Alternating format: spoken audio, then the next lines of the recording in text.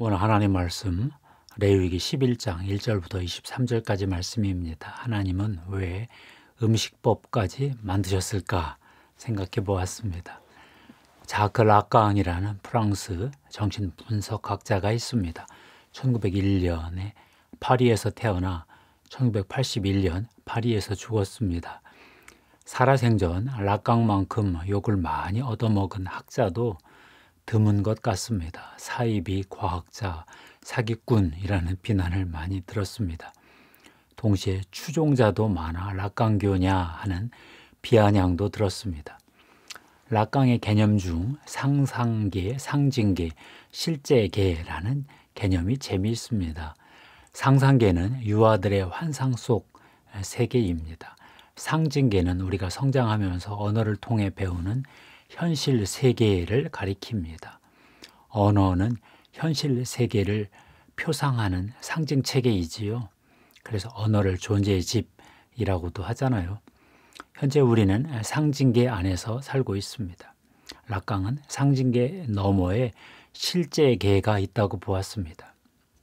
그는 성인이 되면 상징계 너머의 세계를 향해 진정한 탐험 여행을 하게 된다고 말합니다. 인간은 뒤틀리고 왜곡된 상징계에 머물지 않고 미지의 세계, 초월적 세계, 이상적 세계를 향해 나아간다는 것인데요. 인간이 이상적 세계를 향한 욕망을 갖고 있기 때문이다. 이렇게 설명했습니다. 오늘 레위기 11장은 이스라엘 음식법에 대한 내용입니다. 현대인들이 이해하기 어렵지요. 왜 저런 음식법규가 성경에 다 있을까 싶습니다. 그러나 라깡의 상징계 개념을 동원하면 약간 이해할 수 있는 측면이 열립니다. 레위기 11장은 짐승은 굽이 갈라지고 새김질하는 짐승만 먹어라 했습니다. 물고기는 지느러미와 비늘 있는 물고기만 먹어라 했습니다. 새는 독수리부터 박쥐까지 19가지 종류의 새를 먹지 말라 하고 나머지를 먹을 수 있다는 건데요. 곤충 중에서는 날개 있고 기어다니는 곤충은 먹지 말고 발에 뛰는 다리가 있는 메뚜기, 배짱이, 귀뚜라미 이런 것은 먹어라. 괜찮다 했습니다. 하나님께 제사 드리는 법을 가르치는 레위기에 왜 이런 음식법규가 들어있을까요? 저는 이 본문을 읽으면서 하나님은 우리가 먹는 음식을 대단히 중요하게 여기시는구나 하고 생각했습니다. 하나님에게는 제사법만 중요한 것이 아니라 우리가 일상생활에서 먹는 음식도 중요하다 하는 건데요. 참 놀라운 일입니다. 종교와 일상을 분리시키는 사고에 익숙한 우리에게는 참 낯선 본문이지요. 하나님은 왜 동물을 선하게 창조해 놓으시고 그중 일부를 부정한 것으로 지정하시며 먹지 말라 했을까요?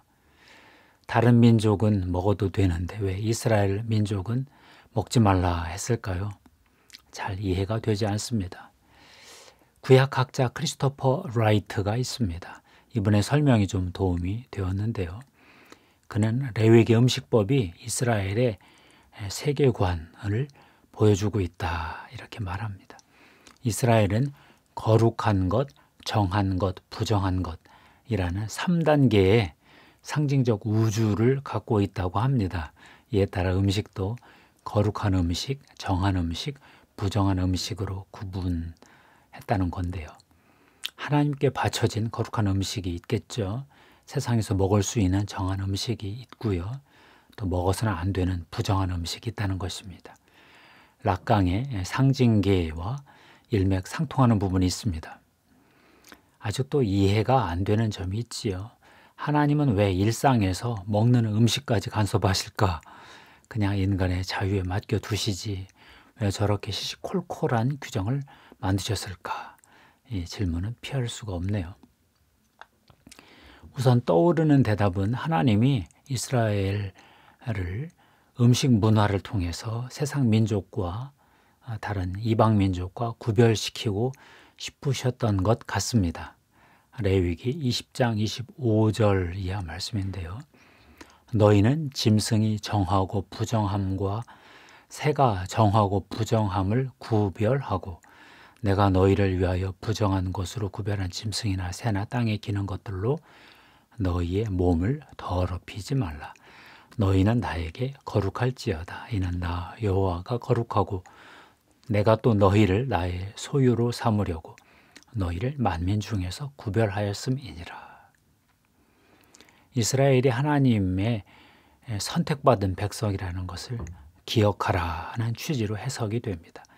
하나님의 여러 민족 중에 이스라엘을 선택했으니 이스라엘도 여러 음식 중에 하나님이 지정하신 음식을 선택해서 먹어라 하는 뜻으로 이해됩니다. 신약 시대에 와서 이 음식법은 폐지되었지요. 사도행전 10장에 보면 베드로가 환상을 보는 장면이 나옵니다. 환상 중에 큰 보자기 안에 유대 음식법으로 먹을 수 없는 짐승, 기는 것, 공중에 나는 새들이 들어 있습니다. 갑자기 소리가 들렸습니다. 베드로야, 일어나 잡아 먹어라. 베드로는 속되고 부정한 것이라고 먹지 않겠다 했습니다. 그러자 하늘에서 또 소리가 들렸습니다. 하나님께서 깨끗하게 하신 것을 내가 속되다 하지 말라. 3번 이런 일이 있고 난 후 고넬료가 보낸 사람이 왔습니다. 유대인과 이방인의 벽이 허물어지는 역사적인 순간이지요. 바울은 에베소서 2장에서 이것을 신학적으로 재구성했습니다. 에베소서 2장 14절 15절 말씀인데요. 그는 우리의 화평이신지라 둘로 하나를 만드사 원수된 것 곧 중간에 막힌 담을 자기 육체로 허무시고 법조문으로 된 계명의 율법을 폐하셨으니 이는 이 둘로 자기 안에서 한 새 사람 one new man을 지어 화평하게 하시고 이방인과 유대인을 가로막던 담을 허무셨는데 그 중에서 법조문으로 된 계명의 율법도 폐하셨고 이 중에 음식법도 폐하셨다 이런 뜻이지요. 그러면 하나님은 이스라엘 백성에게 왜 음식법을 주셨을까요? 또 다른 이유가 있을까요? 한 가지 더 떠오르는 대답은 하나님이 음식을 먹는 일상 중에서도 하나님의 거룩하심을 기억하기를 바라신 것 같습니다. 이스라엘 백성의 일상생활 중에서도 거룩하신 하나님을 지속적으로 바라보며 하나님을 닮기를 바라신 것 같다 하는 묵상을 해보았습니다. 사실 하나님은 이렇게 명령하셨지요. 레위기 11장 45절 말씀입니다. 나는 너희의 하나님이 되려고 너희를 애굽 땅에서 인도하여 낸 여호와라. 내가 거룩하니 너희도 거룩할지어다. 그러면 어떻게 하나님의 거룩함을 닮을 수 있을까요? 이스라엘은 음식법 같은 계명을 지키며 희생 제물을 드리며 하나님의 거룩함을 담는 과정에 들어갔습니다. 그런데 잘 안 됐죠. 가나안 우상 종교 문화에 너무 자극적인 쾌락 그런 것들을 바라보다가 하나님의 거룩하심을 지속적으로 바라볼 수 없었습니다. 이제 신약 시대인데요. 우리는 어떻게 하나님의 거룩함을 닮을 수 있을까요? 우리가 하나님의 거룩함을 닮을 수 있는 길이 있을까요? 우리에게는 이스라엘에게 없던 것이 있습니다. 바로 하나님의 아들 예수 그리스도이십니다. 우리가 하나님의 거룩을 담지 못하니 하나님의 아들이 우리에게 오셨습니다. 오셨을 뿐만 아니라 우리에게 거룩함이 되셨습니다. 고린도전서 1장 30절 말씀인데요.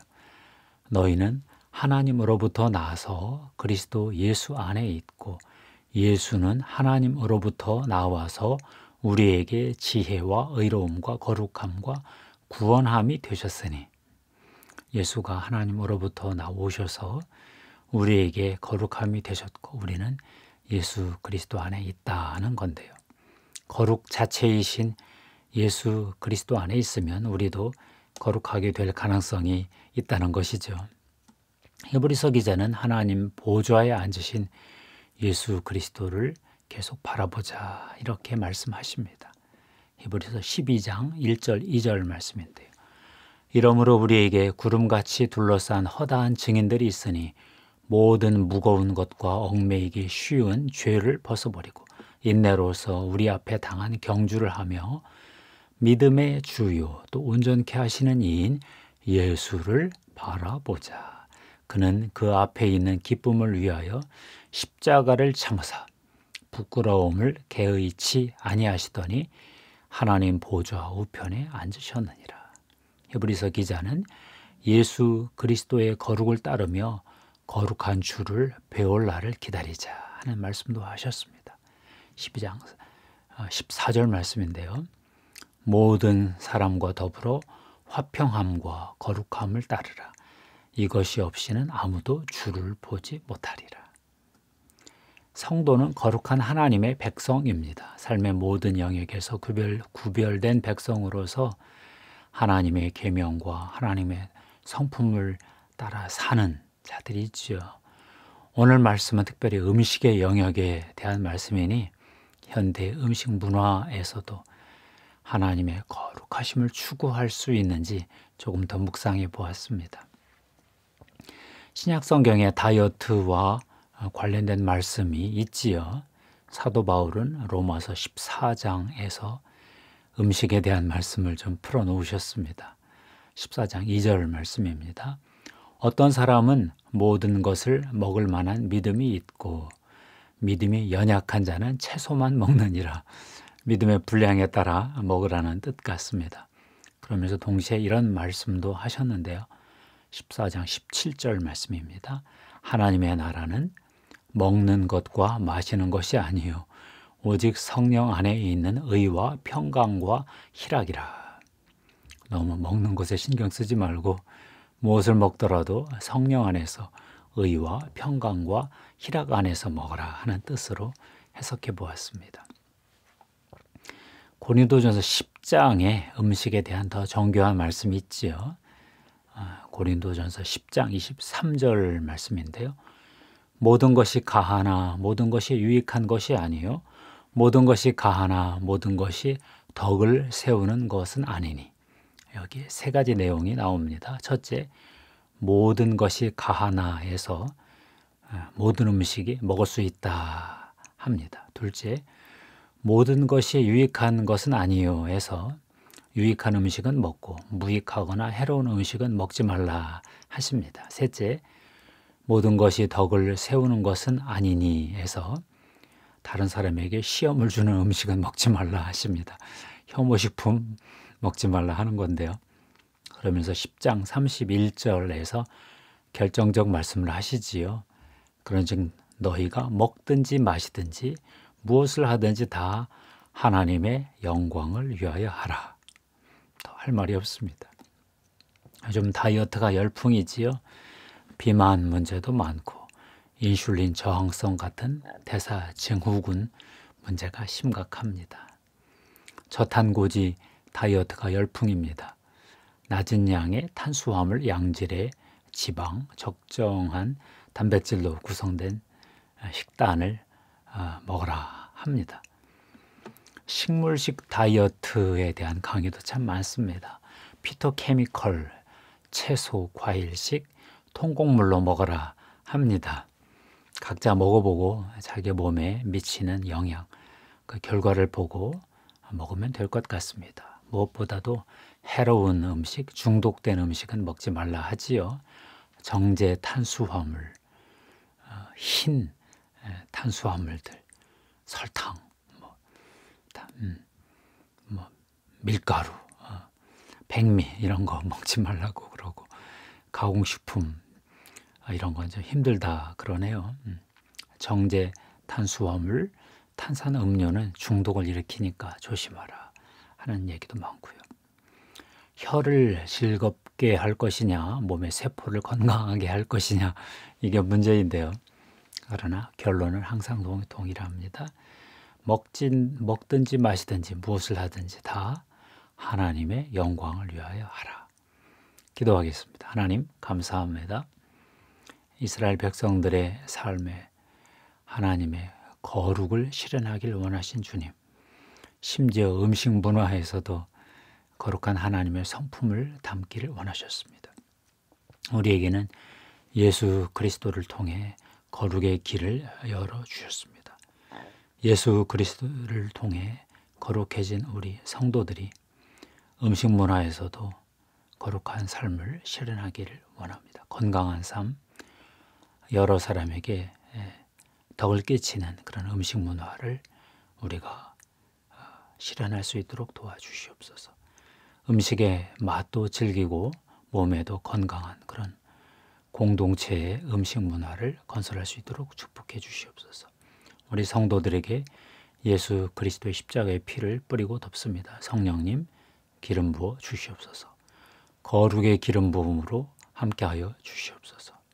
음식을 통해서 질병을 극복하고 건강을 회복하게 해 주시옵소서. 예수 그리스도의 피로 질병을 극복하고 사탄의 권세를 꺾는 그러한 삶을 구현하게 해 주시옵소서. 우리 구주 예수님의 이름으로 기도하옵나이다. 감사합니다. 하나님께 영광 돌립니다.